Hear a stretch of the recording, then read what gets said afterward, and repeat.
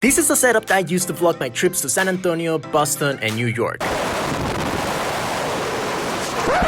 Yep, that's me. The camera, a Canon 70D, the microphone, the SD card, a tripod, the lens, all together cost about $1,400. Links to my whole setup in the description. Then we have the iPhone 10, the $1,000 phone, and it has some of the best video cameras on any phone. But could it possibly be good enough to replace this? I decided to take it with me on my last trip and find out.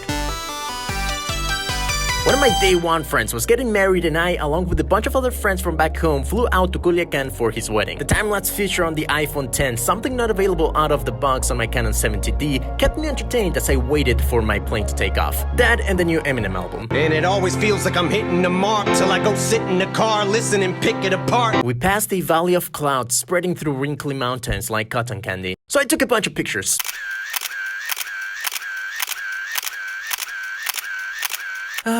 Pictures of clouds. The internet definitely doesn't have enough of those. This is me arriving at our destination. I was using the front-facing camera. You can see how much shakier the footage is without the optical image stabilization. The front-facing camera is the only one of the 3 lenses on the phone to not have it. The wedding was going to take place that very night, but we were there early, so we decided to look around town and have a bite to it. Yes, that is seafood on a burning plate. The food looked great, but the smell of burning rock was dreadful. If only smell-o-vision was a thing already.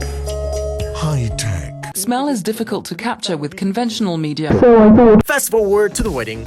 I do. And they lived happily ever after. This is a great test of the camera's low light performance as well as the autofocus and optical image stabilization. Judge it for yourselves. Then came the party.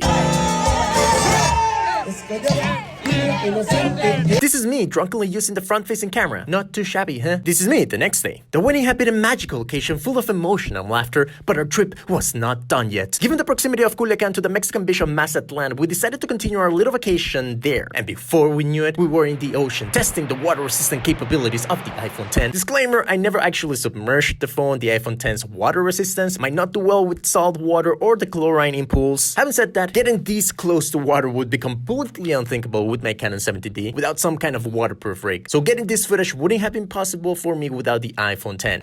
Nothing like the beautiful colors of sunset. Oh, I also brought my drone, by the way.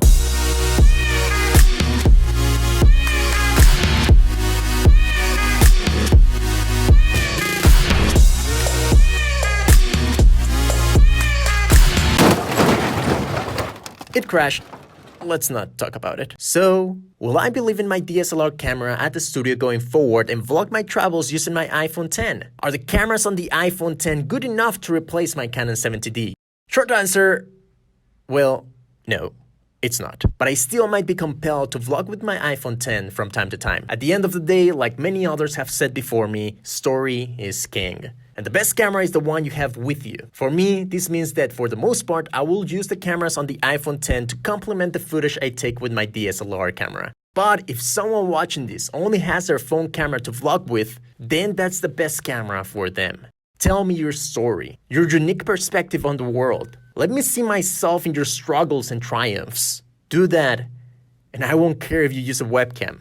You'll have my attention. Thank you for watching. There are still some things you can do to further the quality of cell phone footage and get even closer to DSLR levels. So be sure to subscribe to the channel and hit the bell if you haven't already to be notified when those videos go up. For now, I'll see you in the next one. The final compartment, perhaps the most important one, because it houses the most important of all the gadgets, the most essential, my MacBook Pro. If you're a traveling YouTuber and you have to edit those videos on the go, you gotta go with a Pro.